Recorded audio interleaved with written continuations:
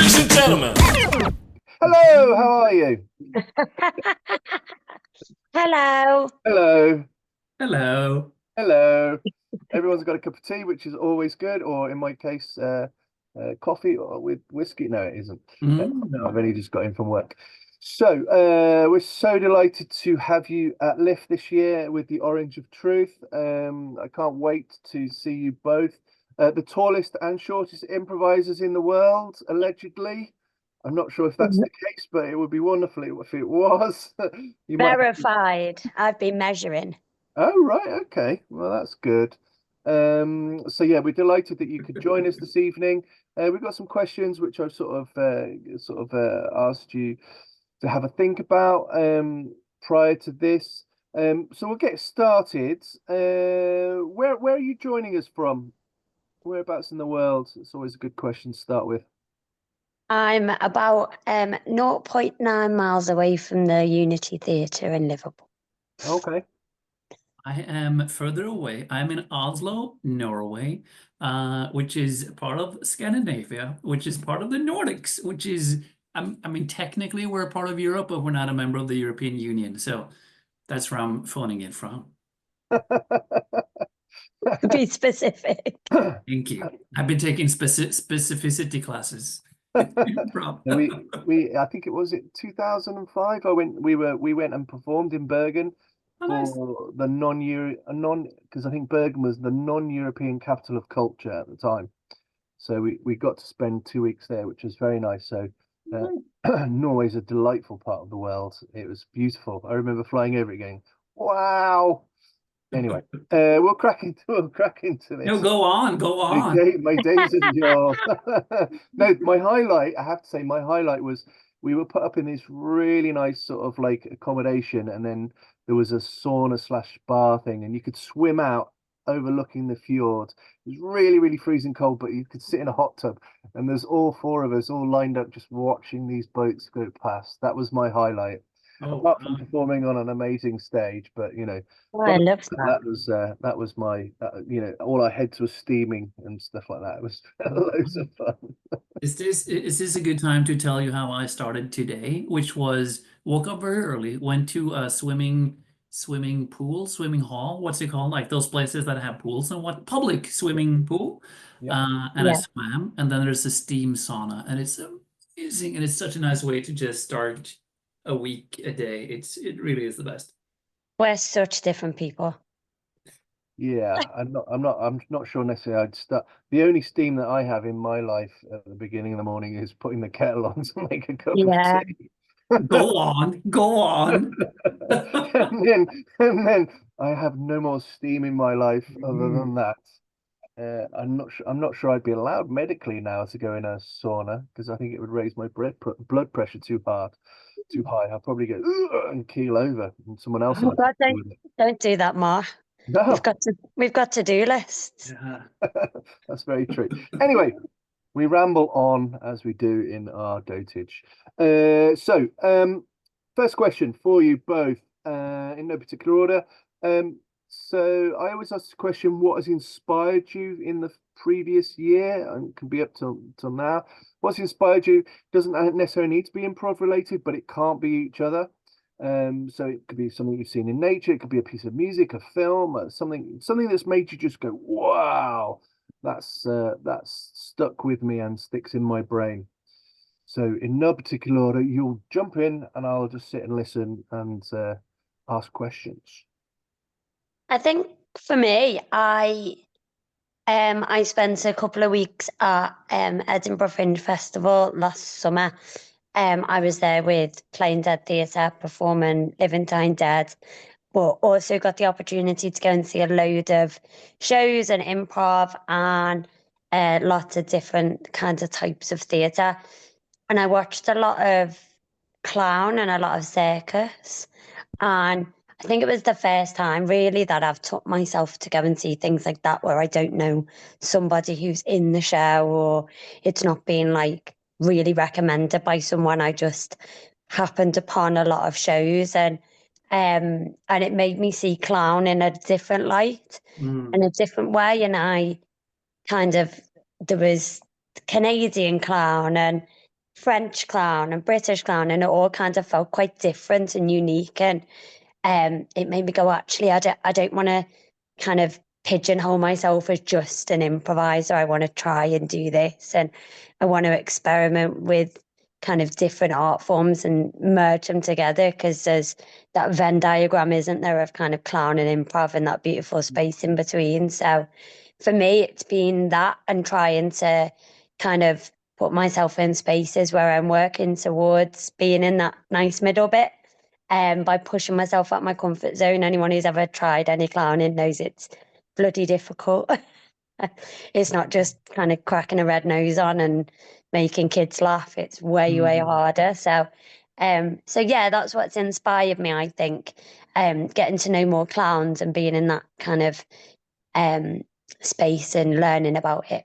Yeah, that's Nice. Wow. Wow. Yeah, I haven't I love clowning myself, and there's so many, just like improv, there's so many ways into it. And some of them will be like, oh, this is the best thing ever. And some of them might be like, well, not for me. But it's so nice to see, as Jen says, like the Venn diagram of clowning and improv, those circles, they overlap so much. It's amazing. But yeah, going back to the question, I think I'm going to have like a two-part Inspired you. answer, if that's okay. Yeah. yeah. Thank you. One is I'm teaching, have a group of students here in Oslo. It's called a half-year class for half-experienced improvisers, which is a half-year class for half-experienced improvisers. And like we had 7 sessions this year, I think 7 or 8, and I just still mind blown how they just keep crushing it, and how they are like just becoming more and more autonomous. Like I can just step back for like probably the whole session, and they would still manage and have fun. And it's just such a privilege, I guess, to just be part of that process. It's super inspiring because I learned so much myself. And the other part, the other answer would be I watched proper theater this year. Oh. Yeah, which I rarely do, because I mean I can enjoy it, but also some, like, very often it just feels like, no, I'm bored. It's just like you can just, I don't know, I will not speak badly about other art forms, but I went and saw My Dinner with Andre, which is a movie based on a play, now in Oslo, playing as a theater piece again, and it was amazing. 2 people on stage, just like there's no props, nothing happens, so it's very close to the movie, and it was just like it's so good. It's impossible to explain how good it is. So that was inspiring in the sense, like, you can, it's one of the shows where you'll have like moments where you think like, oh, now I understand everything. Oh, I get it. This makes perfect sense out of everything. And I think I would love to see more of that in improv, where I don't know if this is the right word, but where we're brave enough to go into certain themes, topics, fields, or just stay longer in the moment, because this is real time, like a almost 2-hour long play, and nothing happens. Nothing needs to happen. It's just like 2 people enjoying sharing a moment in time, which is amazing. Oh, that's right up your street, isn't it, Mark? Yeah. And if you haven't seen the movie, watch it. It's I've written so it down. good. I've written It's it down. so I'm good. saying, I Like, the want to know premise more. is ridiculous. 2 people chatting over dinner, but it's good. Yeah. Yeah, a big fan of Samuel Beckett. Oh. You know, in lots of ways, it's about everything and it's about nothing, which I think is a beautiful way of thinking about life and interactions. It can be the biggest moment and can be the smallest moment, but it can mean nothing and it can mean everything. So Yeah. beautiful. Well, thank you so much for sharing those. Big fan of clown. I'll just drop in a name for you, and I don't know. So there's an anarchist clown called Leo Bassi. I'm not sure if he's still alive anymore. He used to perform on the streets of Madrid. He's the reason that Endemol only did one season of Big Brother in Spain. He hated the idea. They were filming in the fields in a house just on the outskirts of Madrid. And he is a very aggressive clown. He's quite scary. He would often stop cars with chainsaws and all sorts of things. He would do like public interventions. So anyway, he set up camp, invited a load of anarchists to disrupt the filming of Big Brother outside the thing. And so eventually it sort of got around and it became a fest. So he hired the fields around the farmers' fields around this place that was being filmed. And eventually it got filled with loads of anarchists and people who just wanted to cause or have some poke some fun. And he hired these two massive Navy air horns. And so every time they went out that used to be on a ship, and every time they went out into the back garden, they would set off these air horns. So if you ever watch any old episodes of the Spanish Big Brother, everything's filmed indoors. They never went outdoors because he was constantly setting these air horns off. And I just love the idea of how such something so small, because I know everyone loved Big Brother, but I never really got in. I've always found it slightly, no. It felt like a big experiment that and has proven to have damaged a lot of people, in terms of its care and attention. But I'm wondering where kind of that anarcho improv person people are. Mm. Who because most improvisers are very nice, that we don't really necessarily play with that edge of danger. There's a great clown called Red Bastard, which is around with Buffon, and Buffon is a tradition of performance, which is sort of the people who are on the edge of society. I wonder if that might be something for somebody to explore, unless clowns are already covering that area for us.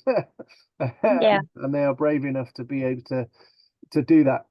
So, as you'll notice, I neatly segued in there to kind of going, where do you think European improv, what are the areas that you would like to see pushed in the next 5 years? Have you seen anybody that you kind of go, these are really interesting, they're new and emerging, but I'm really liking what they're doing and I can't wait to see where they are in 5 years? What areas might you like? Could it be the simple dinner with Andre that we have on stage? What's the thing that you kind of go, oh, okay, how might we push the envelope a little bit more? I like UCB style stuff. I'm not particularly kind of a huge fan of comedy because it gives no breath. It becomes an intellectual thing of kind of going, that's humorous, rather than the proper belly laugh, which clown tends to be, where you have tears rolling down your face. We saw Gary Starr, who did the most beautiful performance, and genuinely people are just doubled over crying with laughter. And the laughter was different to kind of going, oh, that's funny. It's not based on words, it's based on a collective feeling of just going, this is ridiculous but beautiful, and filled my heart with joy. So roundabout, where do you think, what would you like to see? Where might European improv head? Who's doing stuff that you kind of admire? You're kind of going, it's slightly on the edge, but let's see where it goes. No particular order. Oh wow, there's so many levels to answer that question on. Yeah. It's like an onion, you've got to unpeel it slowly. Or an orange, I should have said. Hey, this is the orange of truth. I mean, I've got an answer. Go. I think so. For me, one thing that I don't see a lot in the UK, and I tend to see more when I'm in other places, is like we were kind of talking about before we started recording, was around like the use of props and making it like a set up theatre show and just elevating that level of professionalism. I think I have done, and we all have done our fair share of gigs above pubs and in those little venues, and really kind of utilizing those smaller community spaces. But one thing that I really want, and I know is like the ethos of the festival, is putting improv on a par with that professional theatre, being in spaces that are set up to deliver a full tech spec, that you're not stood at the back behind the performance, you're in the wings where there's kind of prop and costume and things like that, just to, it's hard enough to bring an audience into your world when you're making it up on the spot. And I think being able to then have things within your arsenal to kind of elevate it also just gives the audience that impression that it is legit, and it's more than just a couple of mates getting together and making stuff up. It's really been thought out, and there's a lot of intricate detail in it. And there was a show that I saw when I was in Amsterdam just. So Amsterdam Improv Festival run their ensembles different to the way that we do over here at LIF and also at Robin Hood and things, in that they will hire a cast of international improvisers who will then complete pieces of work throughout the week, which is directed by different people. So they will kind of have 6 shows which the ensemble will be cast in. And all of those shows had very different kind of tech specs and props and costume and settings and things, which for me just brought me into those experiences from the off. And I think kind of, to use Susan Messing's words, it relaxed the crack of the actors quicker. They just kind of were in the moment because, yes, I'm in a living room because there's all of these things around me. And yeah, I just think it really interested me because it's not something that I've played with a lot and not something that I've considered as much as maybe I could have done or I can do going forward. So yeah, that's what I think is something that we can definitely move forward on as a community and explore more. Cool. I think that's a really interesting answer because we encourage people to scene paint. Yeah. We encourage people to do object work, but being a mime, and I spent 2 years studying kind of mime and physical theatre. It's not, you can't just pick it up. So to be able to create those visual illusions for the audience and to be able to visually stimulate them, I think that is something that it's almost like tokenistic, applied to a show and not really. So I kind of always, in recent years, I've kind of gone, okay, well, just use real objects because the illusion's not there. I wonder if there's the next stage of that is then, like you're saying, is if you've got potentially sets or things like that, how much, because prop can be transformed. Yeah. So I wonder if it's more a case of that perhaps audiences who are a bit reluctant or have had a bad experience of improv might have potentially more faith in an aesthetic that looks like something they would recognize perhaps by going to the theatre. I don't know. I don't think there's a necessary, but I think that's a really interesting thought. I think you can do both. I think you can have theater and stages where you have sets, you have props, you have costumes, you have everything, and it will become more real to everyone. But I also think you can invite the audience and their imagination into play. Because if I do a scene with Jen and I go, Officer Johnson, someone broke out of prison, whatever. And for some, this is one of the things I love about improv. It's the magic of, for some weird reason, Jen stops being Jen, I stop being me, and all of a sudden we're 2 police officers or whatever doing something. And no one said it, no one described it, but for some reason in the audience's mind, we are now those 2 people. And it's pretty awesome. But also some people may not have that kind of brain. So, I mean, let's do both. Let's do more. Definitely. definitely. And using spaces as creatively as you can, so that a blank canvas could be an empty stage, but a blank canvas could be a whole bunch of chairs and tables, and do you know what I mean?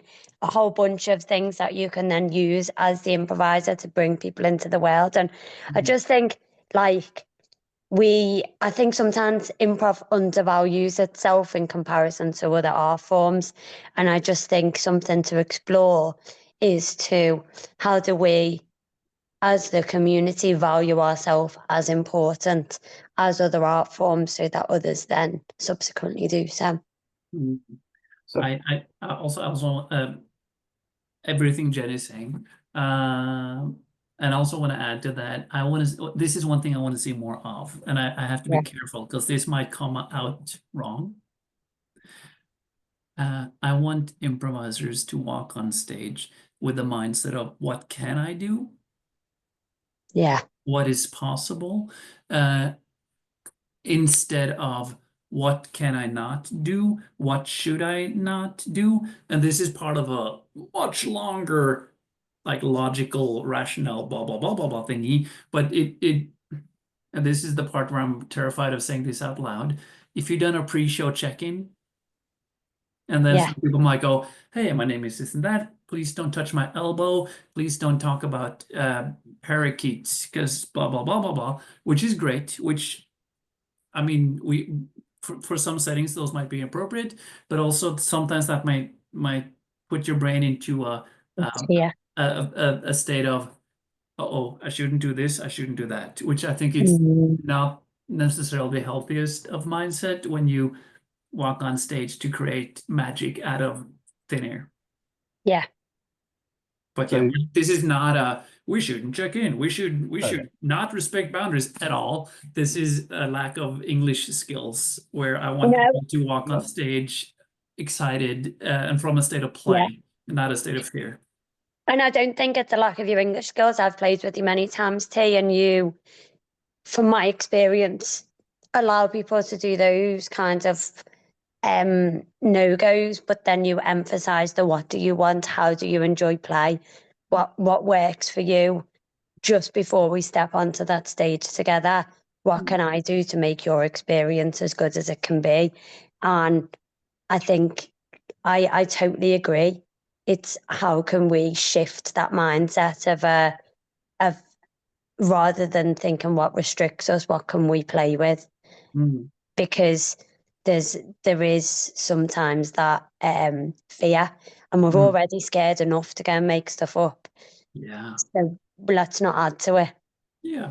Well, it kind of goes full circle back to Jen, what you were saying around where you wish improv would potentially push, which is the idea of, you know, if you're not very good at object work, that might be one of those things you walk around kind of going, oh, I've got to do a door and I've got to do, or you know, and I completely agree. Is what can you do? You know, always work on the principle of everyone's got positives and everyone's got areas for development, but work on the positives rather than the areas of development. That's your they're your superpowers. Play to those. Everything else will gradually, if you work on them, will gradually improve. But the whole thing of walking around with lists is one of those, is my bugbear. It's like, oh, I have to do this, I have to do that, and I have to do this. And I think sometimes sometimes if you're working on a new piece of work that's quite structured, that can feel like that. But the structure, what you're attempting to do is potentially very complicated and not kind of free form, and because it might be working in a genre, for example.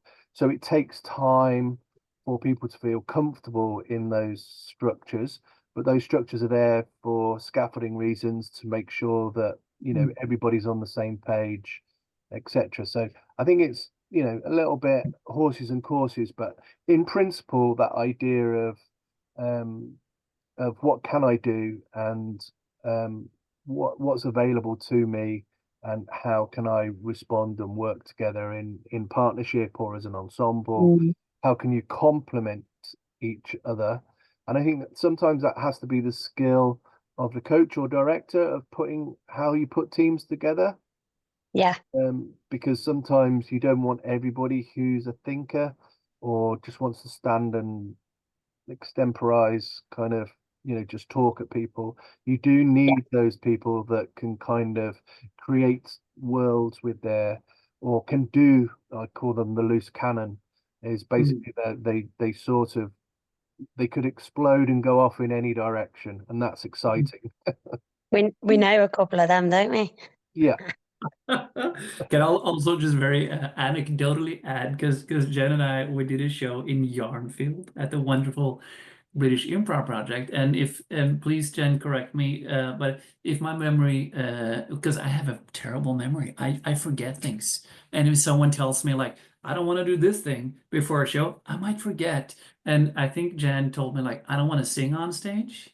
Yes, Or, I or bloody maybe, well did. maybe you phrase it differently, like I prefer not to, which is cool. And then my brain forgot, and there was a scene where that happened, where I sort of like the offer was, here's the singing challenge if you want it. But it was so enjoyable to once I realized that, which always is a little bit too late. It wasn't one of those like, oh no, I ruined the show. It was, oh, I did that thing, but Jen is playing it because Yeah, she's a champion and she plays it instead of going, that was bad. We broke improv. Like, ooh, that happened. How can we yeah, have fun with that? yeah. And it's odd. That's why I think it's everyone's responsibility as well to um to kind of play with people that make you feel safe and to make each other feel safe. And because I feel safe with you, Hmm. that was such a fun thing for us to explore, because me singing on stage didn't make me feel unsafe. It was just something that I was like, I'm not good at it. Um, and I think like everyone, I like to do things that I'm good at.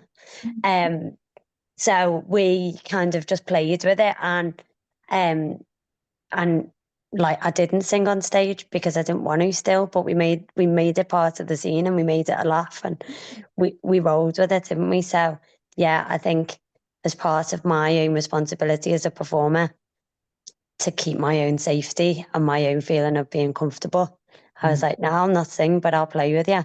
Hmm. Yeah. Yeah, thank you. Wonderful. And I'll not be singing on Thursday, the 24th of April at 8:45, but Terje might be. I might, and then you go, oh no, but it is what it is.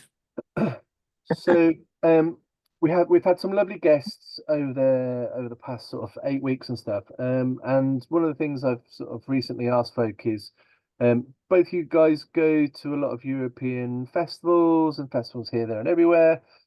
What's the thing that you've seen at other festivals that you kind of go, oh, I'd really like to see that as almost like adopted by other festivals as a really good idea? Or are those ideas bespoke just to that festival?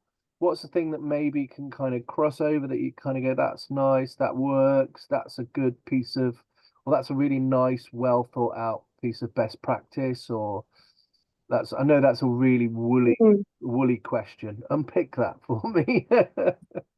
It's a great question. I love it. Yeah. Also, it's perfectly timed because you guys are putting up the Liverpool Improv Festival. I'm very busy planning the Short Notice Improv Festival, which is the week of Easter, right before Live. Is it Live or Life? Live.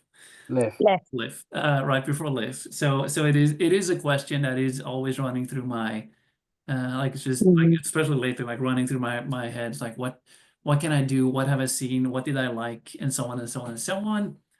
But I don't have a good answer right now, so I'm passing it to Jen. Hopefully I've got an answer. So I have just come back from the Amsterdam Improv Festival, which was my first time going. I only stayed for a few days, but I guess two things that they do that really, they do a lot of amazing stuff, but there was a few things that really kind of inspired me.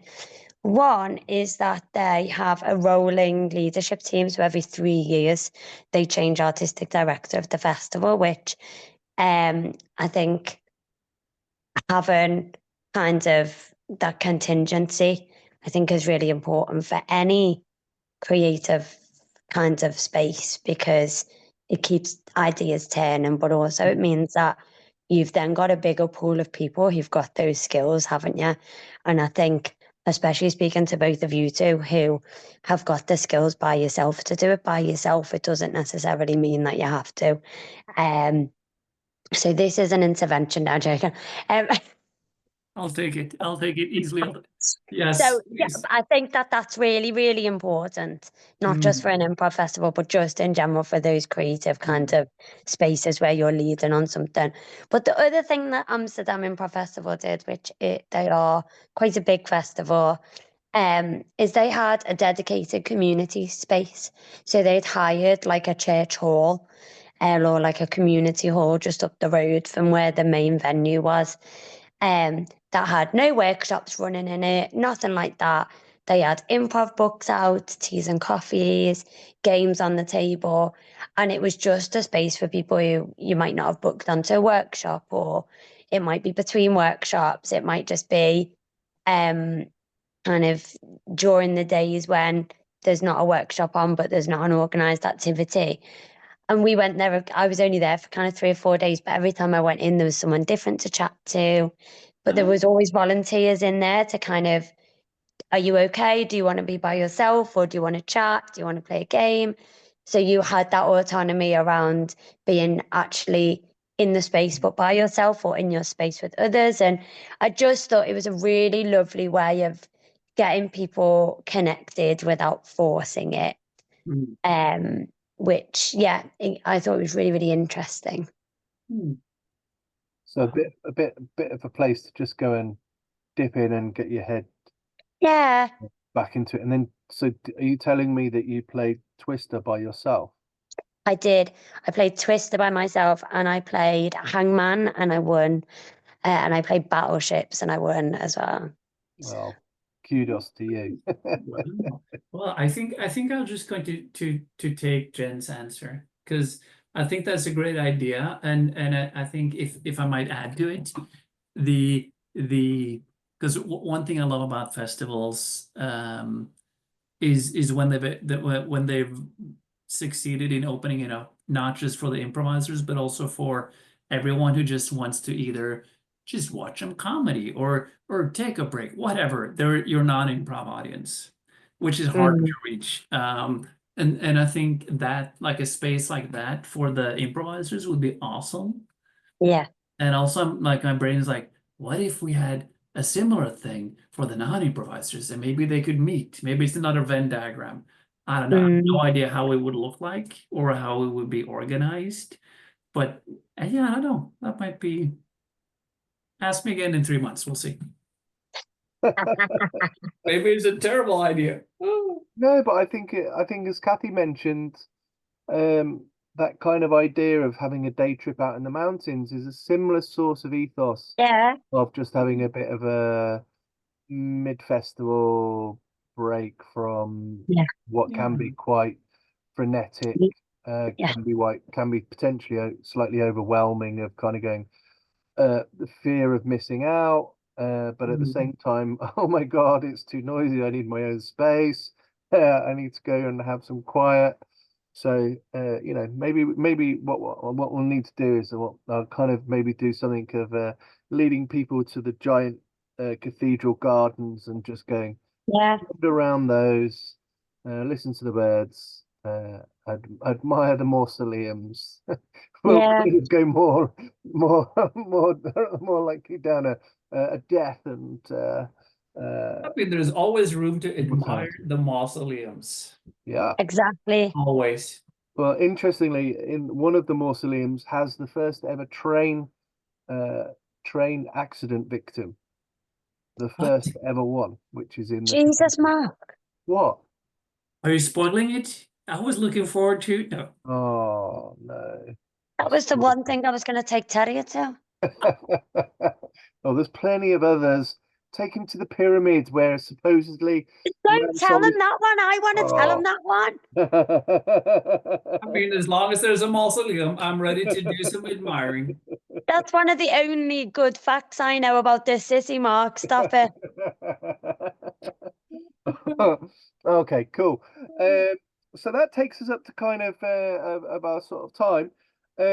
Thank you so much for this evening. It's been an absolute delight. Thank you so much for taking your time out of your evening and sharing your thoughts on improv and the world and what inspires you and stuff. It has been really, really, really lovely to to listen to you both.